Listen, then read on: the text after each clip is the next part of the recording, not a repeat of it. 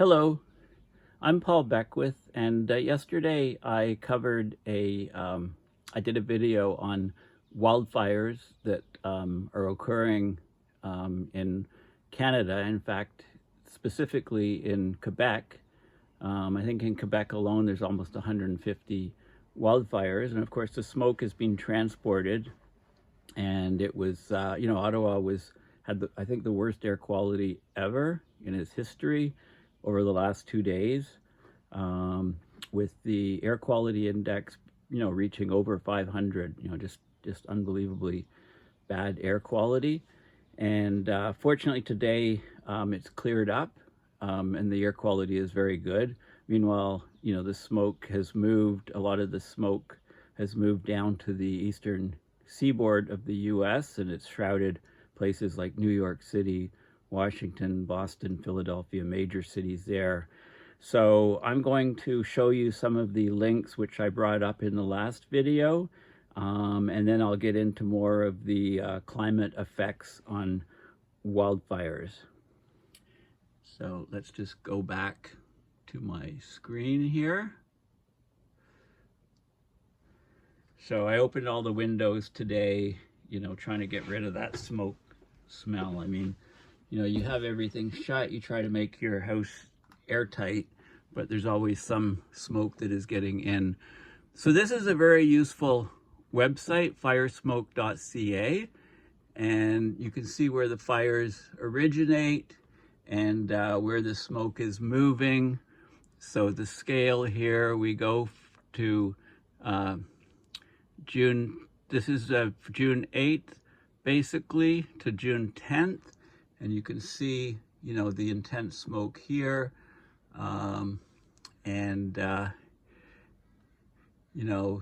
There's still, here's Ottawa, that red dot right here. So we're in this area here.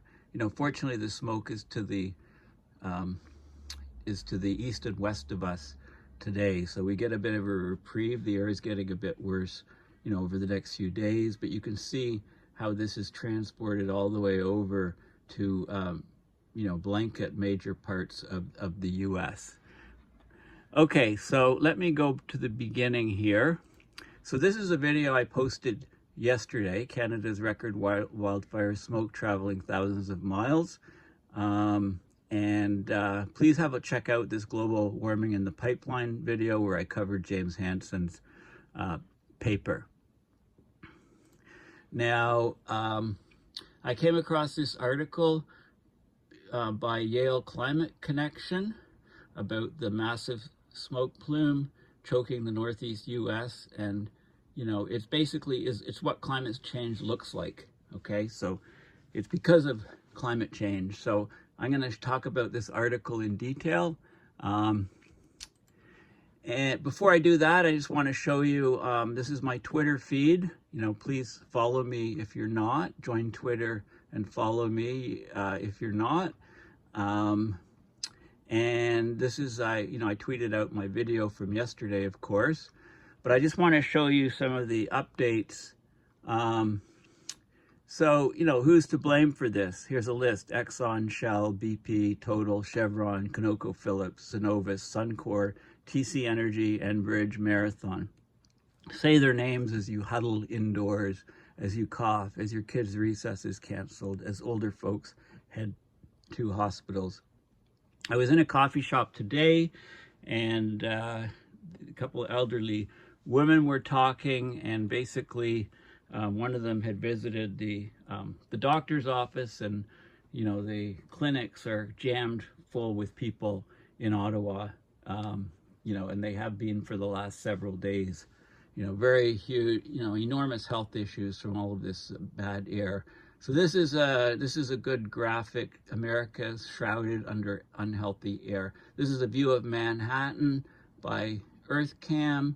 So this was 20 hours ago. This was tweeted. So this is yesterday, 10 a.m. The New York skyline, 10 a.m., 11:56 a.m., 12:53 a.m., and 1:53 p.m.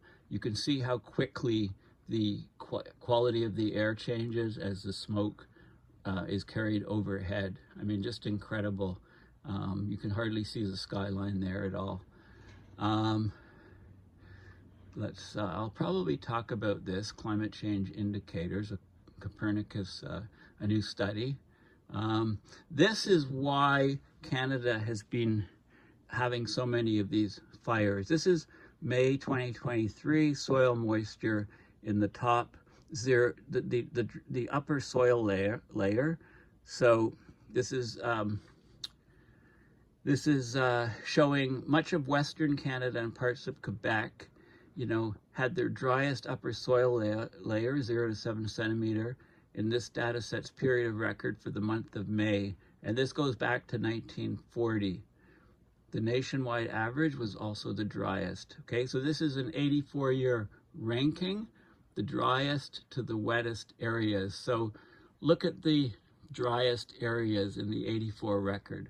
Much of Western Canada, especially in the northern part of the western provinces, and also in Quebec. And no surprise, this is where the bulk of the fires are occurring. So very, very dry spring, much drier than normal. Driest ever, in fact, over the 84-year record. And, of course, when the fires develop in this region, they spread like wildfire, spread like crazy. There's lots of them, and it's a race to try to put them out. Meanwhile, the air quality suffers depending on where the smoke is being carried. So it was a Washington Post article, smoke from Canadian wildfires engulfs U.S. East Coast. And there's like very surreal images, and I'll show you some of these images in a minute. And it just goes on and on. This is a tweet again from my video. Living in New York City my entire life, I've never seen Lady Liberty with such a yellow tint around her. You can hardly see it off in the distance. This is a regular day versus today, which was yesterday, June 7th. Okay, a regular day, and with the very dystopian, it looks like basically what you'd think of as a city on Mars. Okay, and I think today is a bit better. NASA climate change is making wildfires bigger and the fire season longer. Current air quality numbers.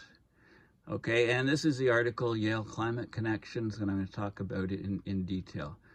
Okay, and again, this was me in Ottawa. I had to take him out. People say, well, why'd you bring the dog out? Well, the dog has to go to the bathroom, and the dog has to get a little bit of walking and exercise, and you can't do it all in the house. Anyway, I'm getting him, he's getting used to wearing this mask. Today is a beautiful day in Ottawa, beautifully clear. So hopefully, but we are going to have more days like what we've had in the last couple of days. Hopefully it's a real wake-up call to many people. So this is a Washington Post. In photos, smoke covers New York City as Canada battles wildfires. So New York and other cities have been blanketed by a thick yellow haze as smoke from wildfires burning in Canada makes its way south. This is June 7th, New York. Traffic passes by the One World Trade Center amid the smoky haze from wildfires in Canada. This is people waiting for the subway in Bronx. I mean, it's just really dystopian. The Roosevelt Island tramway, people wear masks, waiting for the tram to Roosevelt Island. A performer playing in Times Square, very yellowish orange sky, busy intersection in Manhattan. Okay, so they postponed the baseball game between the Detroit Tigers and the Phillies because of unsafe air quality. Smoke casts a haze over the city skyline. This is in Philadelphia. Philadelphia City Hall. Washington, haze over the National Mall obscures the U.S. Capitol. Faint view of an airplane over the U.S. Marine Corps War Memorial in Arlington, Virginia. Washington, a cyclist, no mask, not good. If you can smell the smoke, it's harming your body. People standing along the Potomac River as a boat goes by in Washington. The Lincoln Memorial, Washington Monument, and the U.S. Capitol are seen from across the river. The Potomac, Washington, U.S. Park Rangers at the base of the Washington Monument. Somebody riding a ferry past the Statue of Liberty. The sun rises as a hazy sky over cattle grazing in Myersville, Maryland. Jersey City, sun rises over a hazy New York City skyline as seen from Jersey City. This is Toronto, wildfires. This is the CN Tower. This was yesterday.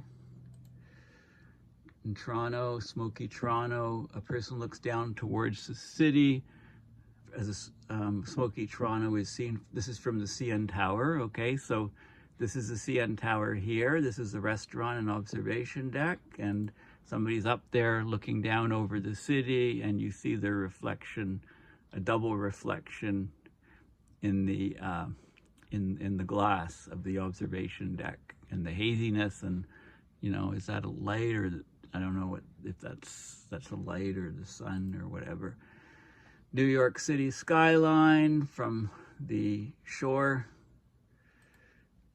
Lower Manhattan, New York. Okay, so Canada's been struggling to contain hundreds of wildfires across the country. Blaze in Alberta burned almost 3 million acres. Divide by 2.47 to convert that into hectares. So that's just over a million, you know, maybe 1.2 million hectares. But the smoke in New York City is mostly from Quebec fires, actually. This is Nova Scotia, Canada. Nova Scotia was hit hard at the end of May. A very big, huge fire near Halifax. Helicopters picking up water in a huge bucket, carrying it to a wildfire. This is a scorched forest in Shelburne County, Nova Scotia. And let's just, some more Nova Scotia images. Of course, tens of thousands of Canadians evacuated. In the Halifax fire, I think there were about 200 structures that were destroyed. This is Ottawa, fires on the smoke on June 6th, obscuring the sun. This is Parliament Hill, a lot of construction going on, but the hill, Alexandria Bridge in Quebec, you know, as there's wildfire blanketing downtown Ottawa, New York, a game in you know, you can see all the haze and stuff. Manhattan, okay, Statue of Liberty. Okay, so there's all kinds of, you know, images. It's affecting people's lives. So this map here, which I showed you at the beginning of the video, just Google firesmoke.ca. Sometimes too many people are using it and it crashes the system. So, but it seems to be working okay now. So what you can see is the intense, this is PM 2.5 air concentrations in micrograms per cubic meter. So densities of the PM 2.5, which is particulate matter 2.5 micron and smaller. And you can see, you know, how this, the air circulation is carrying it down to the east coast of the US. You know, Ottawa, we're in a bit of a hole right now. We're in this darker area today. This is a great map, you know, lets you keep things in perspective. So as bad as the air quality is in New York and the major US cities and in Ottawa, the air quality, this is from wildfire smoke, you know, which is going to go, it passes, right? It changes quite a bit day to day. But if you go to India and parts of China, you have horrendous air quality. I see a 625, 525. The problem is this isn't from wildfires. This is from industry, and it's like that day in, day out. And no wonder why, you know, it's decreasing people's lifespans there. Probably, you know, 10, 15, 20 years easily. So people that live in that city and are exposed to this air, you know, live much shorter lives. You know, this goes on day in, day out. You know, we don't really, in North America, we don't really understand that, you know, what other people are going through. Well, maybe with the wildfires bringing the air quality just as bad in New York City, even for just a couple days, will be a sort of a wake-up call to people. So just go to, this is World, WAQI, World Air Quality Index.info. Just search that and have a look at this. This is sort of a real-time air quality index. And if you hover the pointer over, you know, any of the sites, you can get, you know, information. If you click on it, you get even more information. Okay, very good information on that site. This is Ottawa air quality in the last 3 days. So on June 6th, we peaked at, we had 267 micrograms per cubic meter of PM 2.5. And then yesterday was horrible. Yesterday was the worst ever for Ottawa. We reached 511. And then today it's like nothing. You know, look at the like 4, 5, 2, right? This is what we normally have. There's very little industry in Ottawa, very little heavy industry. So we have excellent air quality. You know, this is from the Ontario government, and you can pick any city in Ontario and look at it. So, you know, it's here's where we are today. So I opened all the windows of the house, you know, air out the house. We had a couple of days of horrible quality. You know, before you start feeling sorry for yourself about having this stuff, you know, there's many people around the world that have this day in, day out, and it's not from wildfires. So it's a real hazard to their health. This is IQ Air, an excellent website, iqair.com. And you can see, you know, it says here it's very good in Ottawa. This is a live index. This was from 2 p.m. This afternoon in Ottawa. And you can just put your city, so we can, you know, you can just locate me, or you can just get the air quality, you know, anywhere in the world. And this is, they sell these sensors, and once you buy a sensor, you just hook up to their grid. So it gives you, you know, so these maps are where, these are people that have sensors in Ottawa, right, in these locations, and then it does interpolation between them to get an overall map. And this is for many, so as more and more people buy these sensors and hook up to their network, this is like citizen science. The information is uploaded. So the PM 2.5, yeah, is 3. Okay, the air quality index is calculated based on the PM 2.5, the O3, and the NO2. Okay, and these are the levels of the 3. So the reason why it's 14 today is mostly because of O3, ozone. Ground level ozone is higher, so it gives you 14 on the index. Again, I showed you how the PM 2.5 is very, very low. It's only 2 or 3. So that agrees with this level here. Okay, and the pivotal weather site.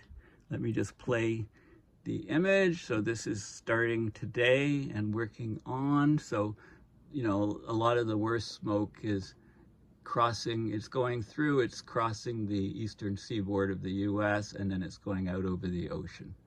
Okay, the sources again are the fires up in Quebec.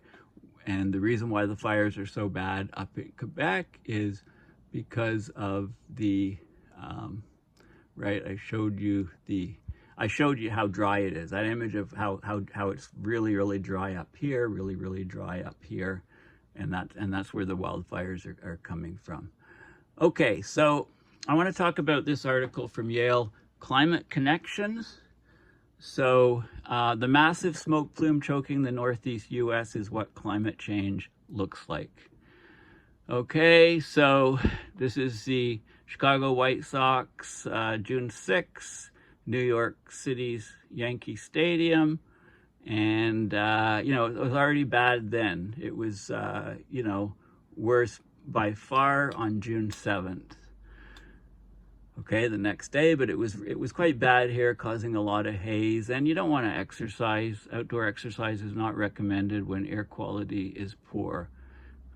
Some of the most intense, dramatic wildfire smoke in memory swept into the northeast U.S. on Tuesday, June 6, pushed pollution levels in some cities to record highs. So it affected millions of people from the U.S. mid-Atlantic to southeast Canada.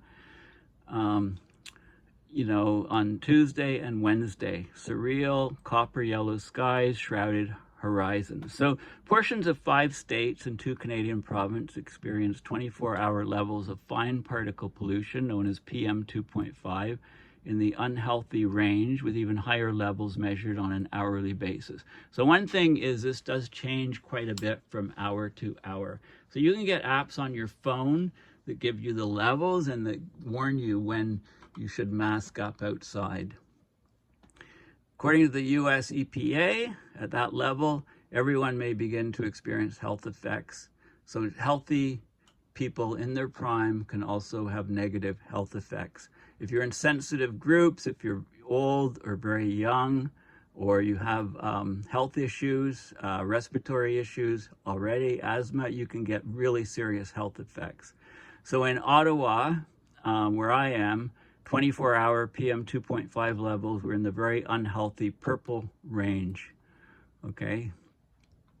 And this level of pollution triggers a health alert, meaning everyone may experience more serious health effects. Okay, there's Ottawa up here. Really bad air, but you know, the smoke was being carried, so very unhealthy air. So this is very hazardous. And this is, you know, very unhealthy, hazardous, and then unhealthy, and so on. So you can see this is June 6. Okay, the smoke was belching from dozens of wildfires across Quebec, so which has experienced its hottest, driest late spring on record. Okay, so I showed you the soil, the 0 to 7, the top layers of soil, you know, being the driest on record in the 84-year record. At one point, New York City, Detroit, and Toronto ranked as 3 of the 12 most polluted major cities on Earth. So this is very unusual, of course, for New York, Detroit, and Toronto. Other cities are in the top, or in the worst all the time, but now we've experienced it. Okay, so the mayor of New York City said this is an unprecedented event in our city. New Yorkers must take precautions. We recommend vulnerable New Yorkers stay inside. This is not the day to train for a marathon. Now in Canada, we had a marathon just recently, like a week or so ago. Was it a week ago or 2 weeks ago? Anyway, you know, about 30,000 runners. So imagine, you know, if you had one of these days, you certainly would have to cancel such an event. Climate change has accelerated these conditions. We must continue to draw down emissions, improve air quality, and build resiliency. New York reached its highest daily level of PM 2.5 pollution on record Tuesday, reaching an air quality index of 174 in Queens. And then, you know, basically, yeah, really bad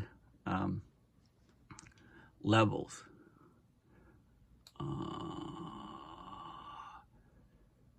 Okay, Tuesday. Actually, Wednesday was even worse, right? Okay, so conditions are predicted to be even worse in many areas. So yeah, Wednesday and Thursday. So this article actually was June 7th. Yeah, okay. So okay, another major plume of thick smoke worked its way southward from Quebec through the northeast US. So more grim news. The broader weather pattern, with the main jet stream pushed all the way to the Arctic by relentless summer-like high pressure across the heart of North America, okay, you know, may continue stoking widespread fire in Canada and periodic infusions of smoke in the US for days to come. Okay, so these are some of the forecasts, you know, and they did quite well. Wednesday at 10 a.m. Eastern Daylight Time, Wednesday, June 7th, the worst air in the U.S. was in Syracuse, New York. The hourly PM 2.5 air quality index was 402, well into the hazardous range. Anything over 301 plus is hazardous. Air quality in this range triggers health warnings of emergency conditions. The entire population is even more likely to be affected by serious health effects. Okay, so one of these is Syracuse, New York. The other is Blade Runner 2049. Well, which one do you think is which? I have to watch Blade Runner again. And it goes on and gives a lot of different examples. So what caused the wildfires in Canada? Canada's spring of fire began in Alberta. The same wintertime pattern that focused torrential rains and mountain snows across California and the U.S. Southwest left much of Western Canada high and dry. There was an unusually large and strong area of high pressure over Western Canada, the north part. It intensified at upper levels over central North America during May, so there was very little precipitation. Temperatures hit summertime levels across much of southern Canada. Readings soared well over 90 degrees Fahrenheit in many unorthodox places, including Seattle. Okay, so this is the May 2023 temperature ranking since 1940 from reanalysis. So this is the warmest in the 84-year ranking, in this area here, fringed by the second warmest in the outer and the 4th to the 10th warmest in the yellow. Okay, so very, very warm. And I showed you previously the top layer of soil, the dryness. So of course, very, very warm, soil dries out. It's basically, now about half of these wildfires are triggered by lightning, and the other half are by humans, whether it be in campfires, not completely put out, sparks from trains going on rail, cigarettes thrown out windows from the highway, whatever. About half are human, and the other half are lightning. So this heat parched the landscape, set the stage for springtime fires, initially in Alberta during mid-May, and then the smoke loft filtered into the Midwest and Northeast, while the Denver area experienced close to a week of severely polluted surface area in late May. So there's a satellite image, at Calgary, Edmonton, Alberta, Saskatoon, Saskatchewan. Okay, so in late May and early June, the dangerous fire weather extended into the moister climates of Ontario and Quebec, and even the Canadian Maritimes, as lush trees and grasses became tinder dry amid severe drought and heat. Okay, first it was Alberta, then Nova Scotia, now it's Quebec, raging wildfires. As of June 6, more than 150 wildfires were burning in Quebec. Of that, 110 raging out of control. Ontario had 47 active wildfires. In Quebec, the province typically sees 794 hectares. 1 hectare is 2.47 acres, okay, is a conversion. We normally see 794 hectares burned by June 6th. That's a 10-year average in Quebec. This, to date, to June 6th this year, 473,656 hectares. So look at this, compare this number to this number. It's just unreal. Okay, we've never had so many fires. I think across Canada it's about 450 altogether. We've never had so many fires so early in the season. It's not just a problem for Quebec, it's a problem all over Canada. The distribution of fires from coast to coast this year is unusual. At this time of the year, fires usually occur only on one side of the country, either the west or the east, most often being in the west for this time of year. So, these are some of the stats, number of fires to date, 10-year average, percentage of normal. hectares burned. Look at the number of hectares burned, right? So there's more fires than the 10-year average, right? But, you know, only 15% more, right? But the area burned is like phenomenal. It's like 1,187%. You know, this number now is up to, I believe, about 4 million hectares. Multiplied by 2.47, that's about 10 million acres. This is as of May 31st, these numbers here. So from May 31st to, you know, for another week, a week later, this number has gone up from 2.7 to over 4 million hectares. And there's some of the images. So what's happening? The same upper high that spawned fire in Canada has kept the jet stream well north of the U.S. for much of the spring, leaving large parts of the U.S. Nation weirdly stagnant. Days of slow-moving showers and thunderstorms have drenched a belt from Texas to Colorado, helping quench a 3-year drought on the high plains. Okay, so with the jet stream missing in action, or AWOL, absent without leave, these storms that have been moving very, very slowly in the high plains, so it's quenched a 3-year drought. Meanwhile, many locations further east have seen mostly stagnant air and little rainfall. Okay, so that's the sort of thing. It's a perfect setup for one of the worst and longest duration smoke events for Ottawa plus Eastern Ontario in recent memory.